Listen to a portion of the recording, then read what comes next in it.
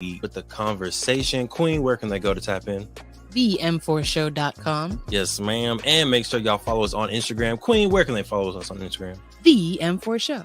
Now, if y'all haven't liked and subscribed, it would make the Queen very, very happy. If you can go ahead. Very? What should they do? You should go ahead and subscribe on Apple Podcasts, Spotify, YouTube, wherever you're watching or listening. Go ahead and hit that subscribe button. It's free, and your first step to becoming a millionaire. Go ahead and click that button. And let's get into the show. Let's do it. Welcome back, beautiful, beautiful people. Hope y'all are blessed. Hope y'all are taking inventory of your gifts, of your talents, of just the people around you who care about you, right? Because you're special and you're loved. All right, but welcome back to the Melanated Married Millionaires in the Making show. My name is Truvel, creator of Black Wall Street, the board game. And as usual, I have my beautiful, Mauritius, eyebrow dancing, smiling, melanated queen herself. Queen, with your chest, please introduce yourself. Say it with your chest. What is going on, everybody? No, that was not what I meant at all. No, what's up, everybody? My name is Sinclair, aka the Health Nerd, and that was my attempt at saying it with my chest. Thank you.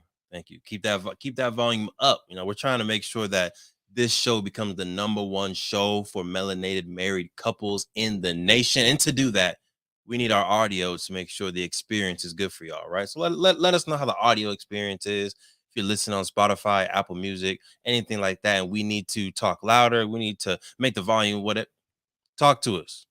#1 podcast coming to you soon. This is my eternal struggle because I'm not a loud talker. So hopefully we can do some work on the back end. Thanks, Jair. Appreciate you. Ding. The sound effect for my smile. For those of y'all who are not watching. Can we talk about our new swag? I was just about to get into it. Let's talk about it. Talk to him. Oh, that's awkward. I was going to drink out of our new branded water bottle. We are wearing, first of all, if you're not watching, shame on you. But we are wearing our new swag, our melanated, Melanated Married Millionaires t-shirts, and drinking out of our branded water bottle. Come on. Our Melanated Married Millionaires M4 water bottle. You know, slowly but sure. These aren't available yet. Don't worry. We're not trying to sell y'all nothing. They're not available yet. Just bragging. They coming soon. They just came in the mail literally yesterday. But today's episode, right? We talk about the importance of money and wealth within this show. We talk about the importance of specifically the African American community gaining wealth, gaining freedom, and really freedom of choice and access to just a different type of lifestyle. So we want to talk about today what it means to be a millionaire, like what literally is that definition. We're going to talk about the mindset of a millionaire and some of the habits that millionaires have. And a lot of these things are coming from a book called The Wealth Choice by Dennis Kimbro. Really good book. Highly recommend you get it. There was another one called, what was that other book by Dave Ramsey and Chris Hogan? I think it's called like The Everyday Millionaire or The Millionaire Next Door or something like that. Also a good one that goes through the profile, the habits, and just real simple everyday lessons you can take. But before we get into that, Queen, can you hit them with the did you know and say it with your chest? Bow, bow, bow. I'm going to hit you with this did you know as the king is taking a sip of nice hydrating water. Did you know that adding just a little bit of natural salt to your water can help your body absorb the water that you are drinking more efficiently? Word? So if you think about before modern technology was a thing, we would drink water from like natural springs and things like that, where there are a lot of natural minerals, sodium, potassium, magnesium found in the water that we used to drink on a regular basis. Water that we're typically drinking in, the typical society is like city water that's been really purified and has been stripped of a lot of its natural minerals. So for some folks, you can drink all of the water you want, but your body doesn't always register that it is H2O. because it's something foreign to it. It's like this doesn't have any minerals in it. What is this? This clear substance. What is it? I'm not sure what this is. So sometimes it just goes right through you, and your body actually isn't absorbing that water and being able to put it to use. So by adding a little bit of and when I say natural salt, that's like Himalayan salt, Celtic salt, sea salt, something like that, that is natural, not necessarily the table salt. But going with one of those, adding just a little bit, just a little pinch to your water can help remineralize it and help your body actually absorb it so that it can absorb those natural electrolytes. Nice. So that it can send those chemical messengers all over a body, tell your body what it needs to do, what hormones need to do, what at what times. So if you're finding that you're drinking water, but you are not actually seeing the benefits of that, you're still dry, you're still thirsty, your skin's dry, try adding a little bit of natural salts or even some lemon to your water to help remineralize it. There it goes. And if you're wondering, how does that at all attach to this episode? I'm wondering the same thing, folks. How does it connect, Sinclair? Don't worry, I got you. This is my job. All right, so I'm like, that is not my role. That is my job on this podcast, right? Lane. To make the abstract connections. So water is also known as liquid. And when we talk about wealth, when we talk about money, we also sometimes ask, like, how liquid are you? How much cash do you have? Right? But just because you have a lot of cash doesn't mean you have a lot of wealth. And sometimes we can produce a lot of cash and we can consume a lot of cash and we're spending it, but we're not able to really retain that money, retain that wealth. And sometimes all you need is a dash of financial literacy. Sometimes all you need is a squeeze of some financial literacy in order to learn how to not just consume and produce that cash, but able to actually hold on to it, mineralize it, retain it with your body, and be able to pass it down to the next generation. So that's what we want to talk to y'all about today, is a little bit of financial literacy and how you can not only make $1 million and get $1 million worth of assets, but also be intentional about actually passing that down to the next generation so they don't have to do the same rat race that you had to do to make your $1 million. Dang, you're good. Listen, I'm gonna go ahead and host a podcast with a beautiful young queen. Her name's gonna be Sinclair. Yeah, ooh, there she go. Bow. My name's Sinclair. Got her. I'm a beautiful young queen. Yes, you are. Come on, you better affirm yourself. But Queen, without further ado, are you ready to get into today's episode? I am ready. Beautiful. Well, without further ado, let's get into the episode. Over 50% of Black Americans are unmarried, and only 2% of Black families in America have a net worth over $1 million. We are on our journey to not only join that 2%, but grow that 2%. Facts. I'm Devon Truvel, creator of Black Wall Street, the board game, with my beautiful co-host. I'm Sinclair, aka the Health Nerd. And welcome to the M4 Show.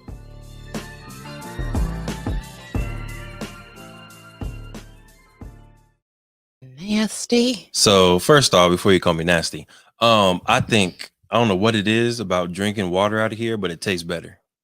I'm pretty sure it's placebo, but there's something just about just the whole process, and then say so, must be the metallic taste of the maybe that's what it is.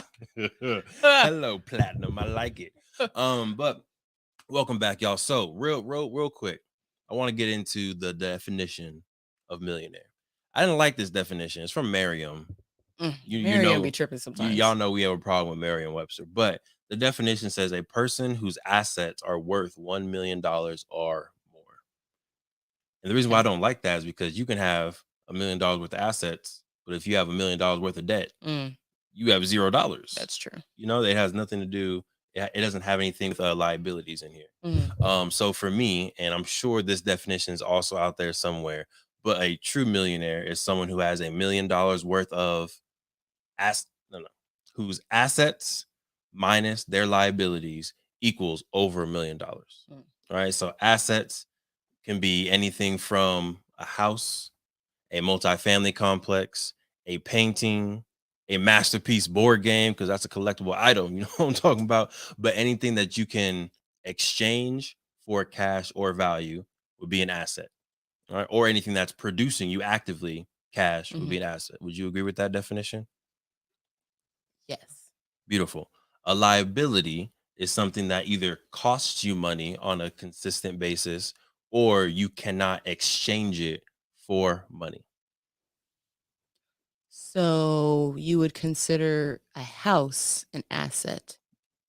Possibly. When is it an asset and when is it not? I believe a house is an asset when it is producing you, either producing you money on a monthly basis, like you have an Airbnb situation or you're renting it out. That's an asset. It's making you money. Or when the equity is rising. So if I'm just a single family living in a single family home, that's not an asset. Not intrinsically. Again, if that single family home that you're living in and you're looking at the equity and the equity is going up, Mm. it's an asset. But the equity, the markets are doing crazy stuff right now. So just because you're in a house doesn't mean that house is an asset for you. If you're in a house right now and there's people that buy a house and it's maybe the mortgage is too much for their income, right? So they're paying $3,000, $4,000, $5,000 per month. These are LA numbers or New York numbers, right? Or San Francisco numbers. But they're paying a lot of their paycheck towards it, but they're not creating any wealth from it. So is that house an asset? Debatable. What is a car? Depends. If you use it for Uber and you're making money, or it's on Turo and it's making you money, that's an asset. If it's not making you money, it's a liability. Okay. Okay. I'm not mad at that definition. Yeah. Beautiful. So liability, we went over it, right? It could be a car payment, it could be a phone payment, it could be jewelry that you have, clothes that you're buying, all those liabilities, right? So you add up all your amazing assets that you have because you're an amazing investor. And if you don't have them yet, by the end of this year, you're gonna have some assets, right? Mhm. Start small. Mhm. And then you subtract what your liabilities are, and that will give you your net worth. And when that number is over $1 million, Shazam! You have now hit millionaire status. Amelie, Amelie, Amelie, Amelie, Amelie, Amelie. Okay. So this is something that we're still striving to get as well. That's why this is still the Melanated Married Millionaires in the making, because we are working on our own mindset, our own habits, and our own asset allocation to make sure that we can become millionaires. And as we're building, as we're grinding, as we're learning, we hope that you're along the ride with us. If you have resources, books, tips, all those things that you think we should be doing that work for you, have worked for a friend, work for your auntie, let us know. Share that wealth. Share the wealth. 100%. But Queen, King. Queen, King. Queen.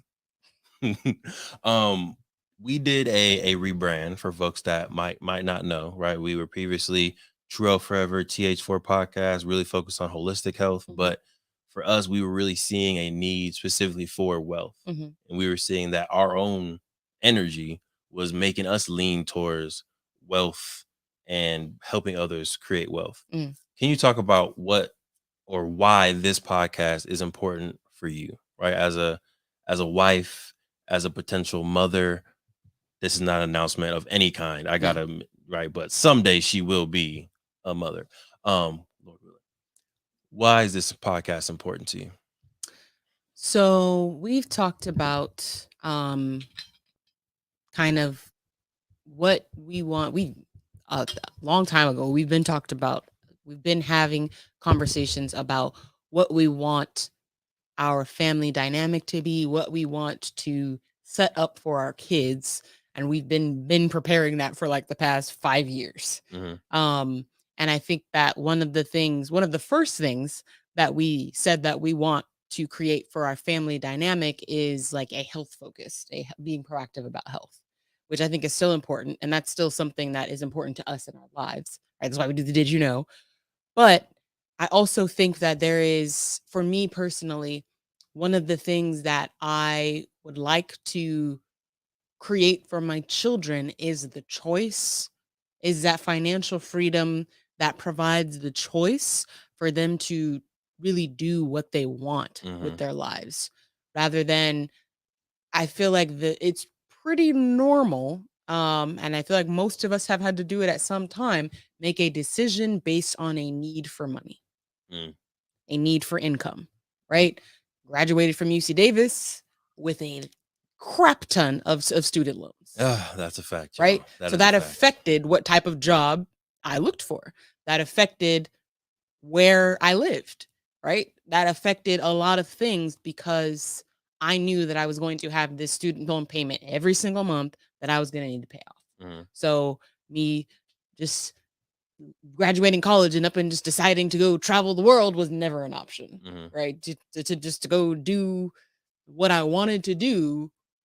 I mean, I assume I thought I was doing what I wanted to do at the time, but there was still underlying, right, and a lot of what motivated me to make the decisions that I made was I need to make money. So what, in your opinion, would you have done differently? Let's say you were set up like we want to set up our kids, right? There's some type of account for them, whether it's a brokerage account or a college savings account where they have, some money saved up and they don't need to go to college, or they do go to college, they graduate, and the world is your oyster, or the world is their oyster. What decision do you think you would have made differently? You're asking me for me or Yeah, what you my for kids? no, you for you. Let's say you graduated from UC Davis, no student loans, you're not worried about that, and you can live wherever you would have wanted to live in the world, and you can have any job or do anything that you want to do with your time. What do you think you would have done? You'd have to go back further than that, 'cause I don't know that I would have chosen chemical engineering as a major. Really? If money wasn't an option, you don't. Yeah. What made Now you it was choose? interesting. It was interesting to me. That was a very large reason why I chose chemical engineering, because I was interested at the time. I mean, I feel like that's the basis of any 17-year-old making a decision of what major they think is going to be a part of what they do for the rest of their life, is what is interesting to me right now. At the time in high school, chemistry and math were very interesting to me. Physics a little bit too. So I was like, I don't really want to do just chemistry. So like maybe some engineering. I've kind of been interested in how things work, and okay, well, how can you combine chemistry and engineering? Oh, there's chemical engineering. Let me go and try that. That was really it. Got you. So before you get off on a tangent, that's what you do, Queen. A little I'm bit. just answering your question. Yeah, I got you. Before you get too far from the millionaire's mindset. So, what would you have done if money wasn't an option? What would you have done? I know you said you would study something differently. Okay, what is that something I different? might have pursued dance, Why? because that is something I liked to do, and I was always worried about a career in dance. But that is something, and I feel like I was worried about like having a short career as a dancer. Like, what do you do after that? And I needed a backup plan. But yeah, it's very possible that I would have pursued dance, just because it's like, why not? I'm young. This is the best time to do it. I like doing this. I want to be a backup dancer for Beyonce. So why not just dance? Beautiful. That's the point that I wanted you to make sure that we hit hard, is when you have the choice and money isn't an option, you can do what you love. Right. You can do your passion instead of having to be like, how can I make money? Chemical engineering, I can get a really good job. Or being a backup dancer for Beyonce, still a really good job. Arguably, you would have gotten paid more for that. I couldn't even tell you. Right? Sorry, babe. your time's not done. You can still dance for Beyonce. Stop. Hey, Queen Bae, hit her up. She can do a little move or something. A little move or something. But so that's what you want to be able to give our kids, is that option to choose their passion instead of choosing what would you call it? Choosing the grind, choosing what you think will give you the lifestyle that you want to live. I'm like, that was, and I think it's hard to even answer that question, because again, it's hard to imagine life without needing to make money. Like, that's just always been ingrained. Like, you go to college, you get a job because you need to support yourself. Like, that's been ingrained in me, in most of us. So it's hard to even fathom or imagine and put myself in that mindset when I'm 17 years old. I don't know. So this is why the importance of passive income and mailbox money is so vital, Mhm. right? So I want to do a real quick calculation with you. Let's say you have $1 million and you put that $1 million Cash money. $1 million cash money or digital. It's in a bank account somewhere, not I want on cash hand. money, No, dollar bills. No, you don't. Okay. But you have that digital currency or cash money that you deposited, and you put that into a mutual fund. Mhm. That mutual fund gets you 8% return. You know, knock on wood. That's usually the norm, right? 8% return that mutual fund. So now, by doing nothing, all you did was invest that $1 million. You're now making what's that? $80,000 a year in Absolutely interest nothing by doing nothing. Right. So the idea of having to go to work and grind because you need money doesn't have to be a reality for our kids, because if we're able to save enough money, and $1 million, that's a lot. It doesn't have to be a million. It can be 500,000, it can be 400,000, 200,000. Either way, you can make passive income once you learn how to use that money. Or the queen is becoming our real estate guru, right? So you get yourself a real estate property that has 4 units, 5 units, 10 units, 30 units, dream big, whatever it is. Invest in that property, have a property management company that then collects the rent for you. They do all the maintenance, and you just get the monthly check every single month. Mailbox money, right? These are things that we're not going to go into deep in this episode, but we're going to bring experts in that can teach us and teach y'all how to really do these things, so that you and then hopefully your kids, the next generation, don't have to work for money. If you choose to work because you love it, it's beautiful. If you love it, do it. What do you think you would have done differently if money was not a need? Now, I would for sure pursue writing 100% and filmmaking 100%. But in high school, I don't know if I had a real passion in high school yet. Mm. I think I was still developing. I think I was still learning who I was in high school.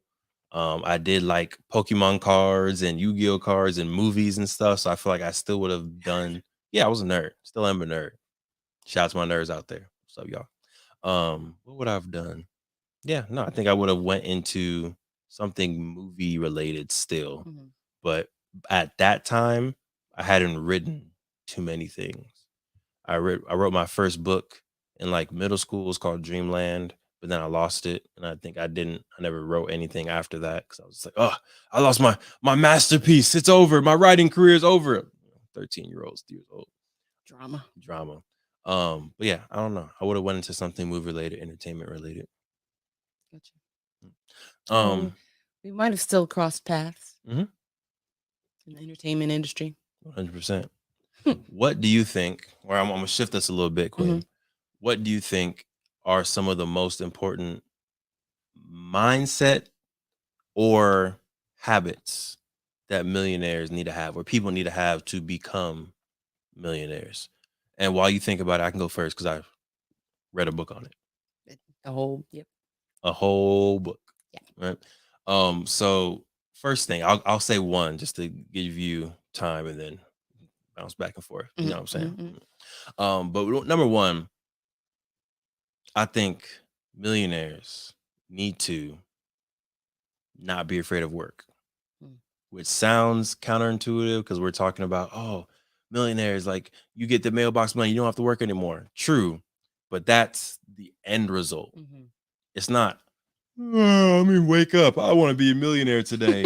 And you just go out and you buy a real estate property. You go out and you invest in $1 million in the index funds or stock market. You have to, one, learn this financial literacy, right? Whether it's through podcasts, through books, through interviewing other people. There has to be some type of learning process. And then there needs to be a trial and error process, because you're not going to be, possibly successful the first time you try to build wealth. You may lose some money, you may break even, and it's going to take a little bit of trial and error and more learning to figure out, okay, this is what I'm supposed to buy, or this is how the real estate market works. And then it takes another time period of, I think, repetitive execution, Mm-hmm. right? So I think when or if you want to be a millionaire, you cannot be afraid of the work, and you cannot be afraid of the studying and learning process, is what I would say. It's a good one. I'm gonna go with millionaires need to understand the value of delayed gratification, Mm-hmm. because it kind of piggybacks off of your first point, but I won't say you can't, but it is going to be very hard for you to live the lifestyle you want to live now and also create the lifestyle you want to live later.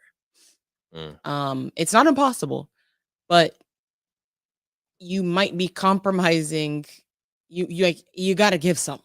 Yeah. You know what I'm saying? So you can stretch yourself and live the lifestyle you want now. By that I mean, like, sure, we could be living in a nice single family home somewhere with a high mortgage, but we would really be stretching ourselves and possibly having to spend more time working jobs that pull us away from being able to create this wealth, right? So that is a lot of a situation a lot of folks are in, right? You may be living slightly above your means to where now you have to kind of stress yourself and spend more time working for somebody else in order to make the money to pay your mortgage, right? Or to pay your rent or whatever it is. Yep. And that's why I was saying real quick that the house can be a liability. Yeah, it can. It can, right? And so that is living, that's kind of focusing on the now, right? You're living the lifestyle you want to right now, but it is kind of, in that situation, sacrificing the lifestyle you want to live later on. Whereas you can sacrifice a little bit now, live below your means, and be able to have more time, more energy to put towards whatever you want, whatever your pathway to wealth is going to be. So yeah, I think delayed gratification is an important thing for folks to learn, because like you said, like, it's not like most folks are going to be able to wake up and become millionaires overnight, unless you just have a trust fund and it's your 18th birthday. That's a very small percentage of folks, right? Especially our audience, right? It's something you're going to have to work for over years, right? Possibly. So I think it's important to value putting off that lifestyle you want to live a little bit, and that delayed gratification for later. There's a whole movement called FIRE, Free, Independent, Retire Early. I'm pretty sure that's what it's called. Y'all let me know if y'all heard of it and if that's the correct acronym. FIRE, Free, Independent, Retire Early. And what they do is basically you're trying to live off of, I think it's 30% of what you make. That's what you want to live off of, which is craziness, right? When you think of that budget, and it's craziness. But you're living off of 30% of what you make, and that's your rent, that's your car payment, that's your food. Apparently, a lot of these folks, they decide to, like, I'm gonna eat peanut butter and jelly sandwiches or ramen or canned bean, just like, I'm gonna eat stuff that's very, very affordable, not the healthiest. I'm not an advocate for eating processed food to save money. No, she's not an advocate of eating processed food, period. Oh, but they're making all these decisions, like you were saying, like they're sacrificing early in order to be able to retire by the time they're 30 or 40 years old. And what they're doing is they're taking that 70%, putting it into the stock market, putting it into real estate investment, investing it to create passive income for themselves, so that when they're 30, when they're 40, they now can ball out and live. Ball out, still a strong word, but they don't have to work anymore. So yeah, I think that's a good movement. I wish I would have learned about it a little bit earlier.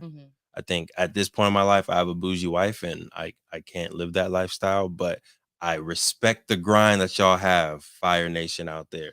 I mean, it's not like we're too far on the other side of the spectrum considering our current lifestyle and predicament. So explain.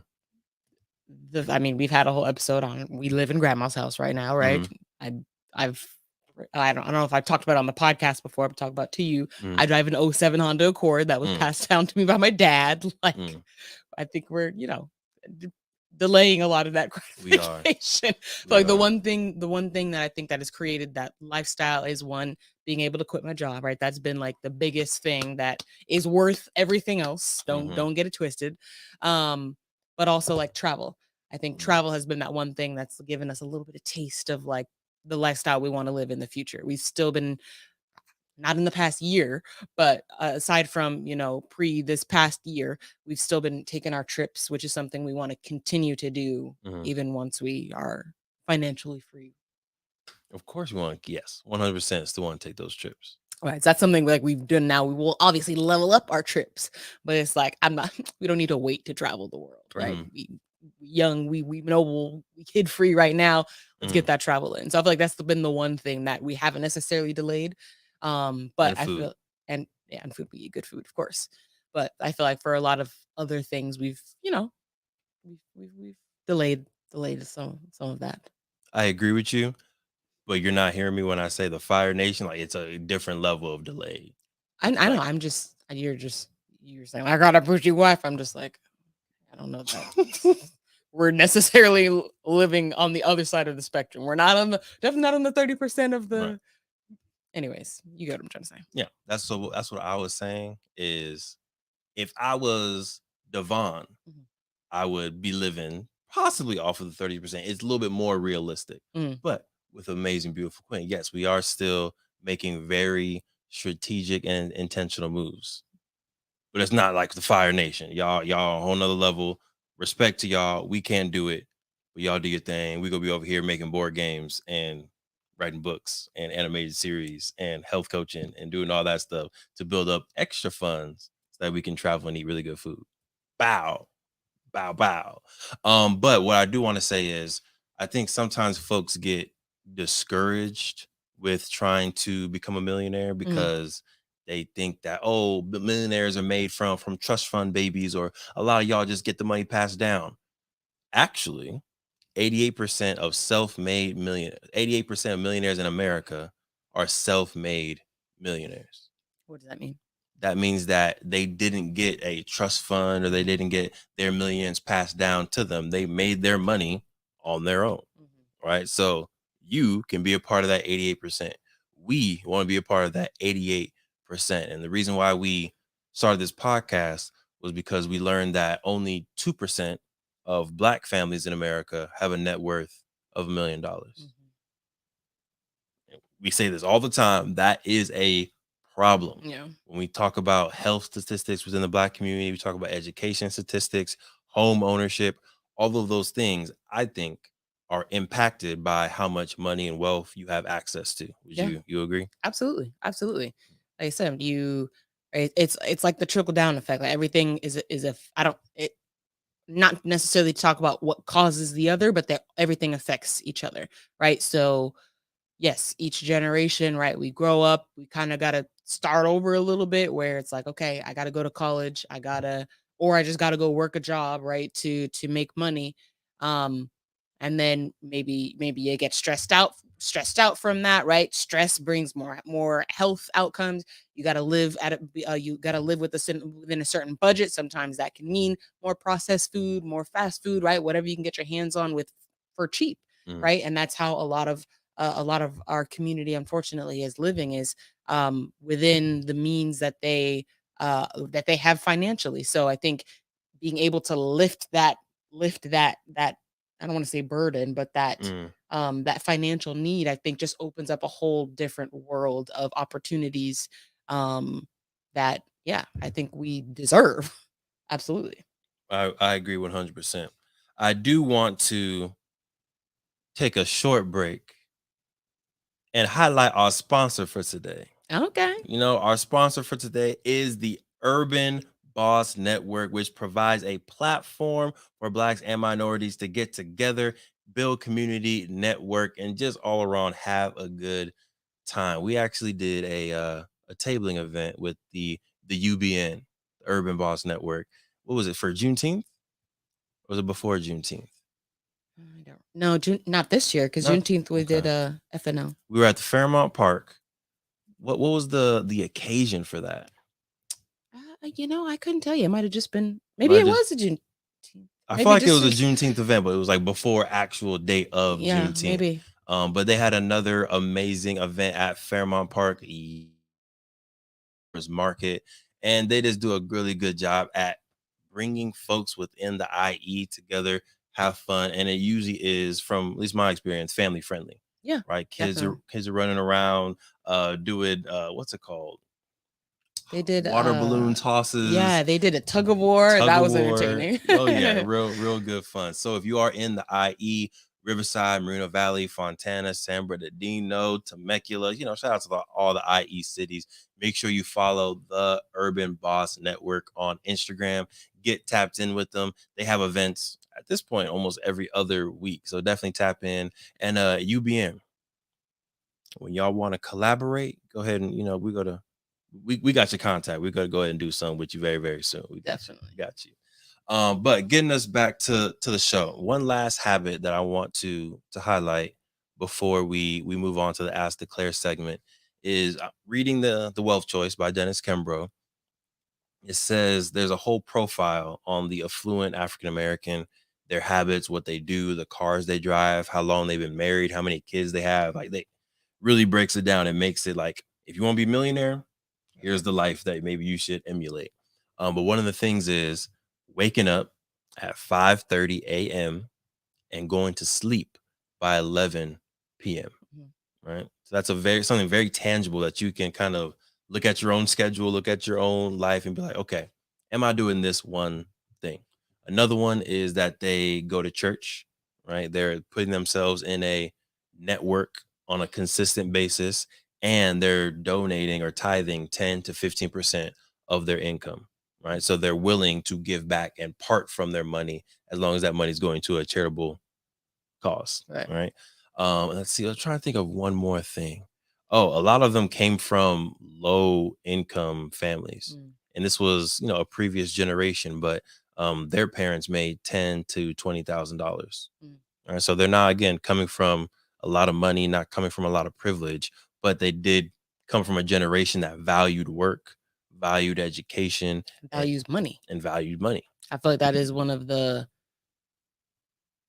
I guess pros of coming from a family that doesn't have a lot of money is I feel like you are going to value a dollar a little bit more than maybe someone who grew up with money, right? If money's never a need for you, not I'm not don't want to put a blanket statement out there, right? There are definitely things that we plan to do for our kids to make sure that they value money, and I know that a lot of families do intentionally. Listen, our kids will be working. Yes. Kids be working. But it can also be the situation where because you've never had to value money because you've always had it, you may not actually value it as much. So I think that is one of the good things I think about coming from being able to build it from scratch is like you really value a dollar because you know what it's like to not have much. That's a fact. Yeah. Speaking of which, something else that we are building from the ground up is this brand, the M4 Show, Melanated Married Millionaires, in the making. And what I want to know, Queen, in our Ask Declare segment is, what are you most looking forward to with this brand? Right. I think right now we're talking about the why behind it, right? The fact that only 2% of families that look like us reach millionaire status. But when we think about the vision of what M4 can grow into, what are some things that just make you like, ooh, I'm excited for this? So I'll answer this in two ways. I will talk about like a moment that I'm going to be very excited for, like a singular moment, and that is going to be when we help our first couple or our first family reach that millionaire status. So it's going to be one thing to reach it for ourselves. That's going to be pretty amazing. It's going to be a whole nother thing to help another family do it, because I feel like that further solidifies that not only are we doing the right thing for us, but like we're making impact in the world. And I feel like we're trying to help 100 couples. That's like our first initial goal. That has to start with one. So I feel like that's really going to just show us that like we're actually doing something on this show and making a difference. And that's going to be a very tangible step to show us like, well, let's 10x this. Like, how do we help more people, right? So I'm going to be very excited to get the picture or the Instagram tag or whatever it's going to be, where we find out like, dang, so and so, they just reached their $1 million status. So I'm going to be really excited for that. See, I feel like, and me, I'm a programmatic person and very people oriented. So I see it as like almost, I think you might have said this before, rites of passage situation ceremony, where it's like you're in the M4 community, you have the Melanated Married Millionaires in the making stuff on, all your swag that you have. But at some point, when you reach that millionaire status, we have a nice rites of passage ceremony, and then you get a M4 plaque or something else that says, boom, you are now a Melanated Married Millionaire. Yes, take off the in the making. Yeah. Yeah, I like that. I think we should definitely eventually start thinking about like what we want that to look like. But I think that would be really cool. But I think another thing that I'm excited for just along the journey, and what I'm excited for specifically for this brand, is building that community. We talked about last podcast how, it's lonely at the top. And I feel like it would be very disappointing to get to that status and then look around and be like, dang, we have no one to celebrate this with. Right. And I feel like it's, I'm very excited to be able to have this be a real journey that we're taking folks on with us, so that when we reach that status, we know that if there may not be other people like right along with us, maybe we've got folks that may beat us, right? But I hope so. Right, if at minimum, I think we'll know that we have people, coming behind us, right, that are also going to reach that status, that are going to be able to live that life with their family, right? Going to be able to travel, going to be able to, you know, have those opportunities for their children, provide that financial freedom, that opportunity to do what they want, for their children, everything we've talked about, for their family. So I'm definitely excited to just be able to kind of be creating that village of folks, that we can lean on, that we can create that community with, that we can, our the folks that our kids can be able to go play with, and play dates and all that fun stuff. So yeah, share resources. So yeah, I'm just excited to be able to really create that community so that we don't have to be like, dang. Yeah, it was cool. So we went to shout out to Kai for having that amazing birthday party. Happy birthday. But it was cool to be able to see just a lot of beautiful older Black couples, successful couples, just in that space, just having a good time, dancing. She has a beautiful estate, a beautiful home, and it was just beautiful just to see Black excellence in that space. So I feel like I want that for us and for our family and for our friends around us. Like, I want to be that 60-year-old couple. We got our kids, they grown, we got all of our friends, and we're all just living our best lives together. Right. Yes. Beautiful. Yes. For those that don't know, I'm currently in $1 million race with my dad, 2 of my cousins, and 2 of my good friends. So earlier when the Queen said, I hope you beat us, that doesn't count for y'all. I want to beat y'all. I still want y'all to get millionaire status, and obviously I'll help you get there. You'd be like the day after us. Yeah, the day after. I just want to beat you so that I can win what the bet is. Okay, cool. Just want to say that formally in case y'all were like, oh, Devon's giving up. No. That's not what happening. I'm still in this race. I'm still about to beat y'all. Best believe. Let's go. Friendly competition never hurt nobody. Look, iron sharpens iron. What I love about it is we're all in competition with each other. But at the end of the day, it's like we're all winning, because as I'm learning, oh, this is how we're going to do this real estate move, or this is what we're doing in business. I literally tell them all that stuff as they're learning. Oh, this is what you do in the credit card game, or this is how you build business credit. This is what you do here. Boom, they're sharing that knowledge with me, and literally everybody is winning. And even the losers win. Even the losers win. At the end of the day, like I think the bet for my dad and my cousins is like lunch or dinner. So it's like, it's not like anything crazy. It's nothing crazy. It's just like, oh, you're a millionaire now. Cool. We're all going to buy you dinner. It's like beautiful. And I feel like when I win, I like what you did there. You know what I'm saying? When I win, I'll probably just buy them dinner, because it's like I'm the millionaire here. Why would you pay for me? And then I think for my friends, I think we said a Rolex. So that one is a little bit more invested, because Rolex, like $4,000, $5,000, so a little bit more expensive. But again, everybody wins in this race because iron sharpens iron. Yes. For me, what I'm most excited about for M4, I think, is I've told you this, you know this, but in case this is your first episode, amazing people. It's radical things. I think the most radical thing that you can do is build a beautiful, wealthy Black family, because that's literally the opposite of, in my opinion, what the society helps create, right?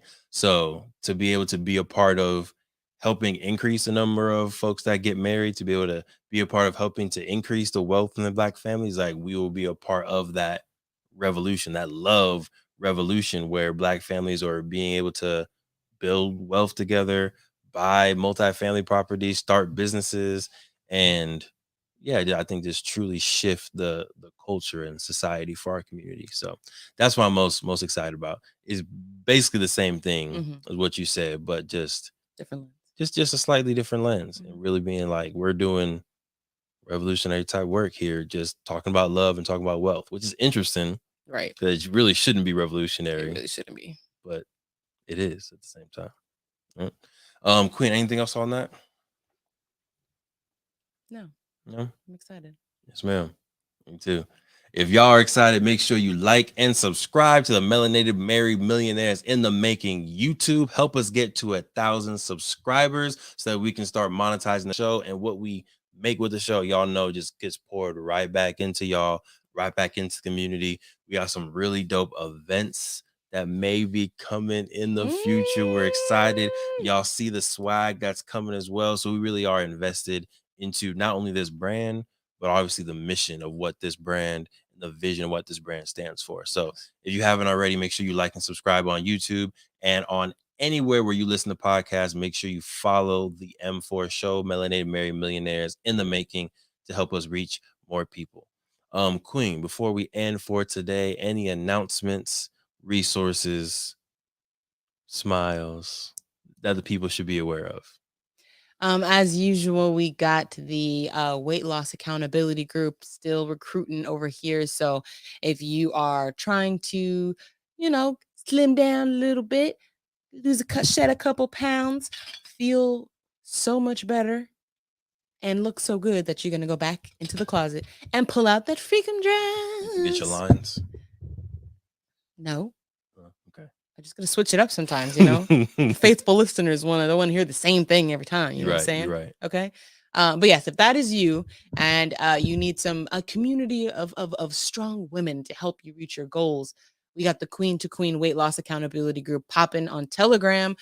So come join us. You can go to queencoaching.com and sign up for the Weight Loss Accountability Group, which is free.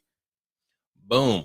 And on the other side of that, if you would like to learn about wealth, learn about the history of Tulsa Black Wall Street, have a good time, and be the number one entrepreneur in your household, then you need to go to playblackwallstreet.com and get the number one family fun board game for teaching financial literacy and Black history at the same time. Go to playblackwallstreet.com and empower your family, empower your kids, and empower yourself today. I appreciate you. So good, Queen? I'm good. Good. I think this is a good we didn't go overboard this episode. Not yet. What you mean not yet? You got more to say? You are still actively speaking. And we're done. Cut. No. Oh man. We always say this is gonna be a short episode, and then we're here for an hour and a half. So I think this is a good time. Yes.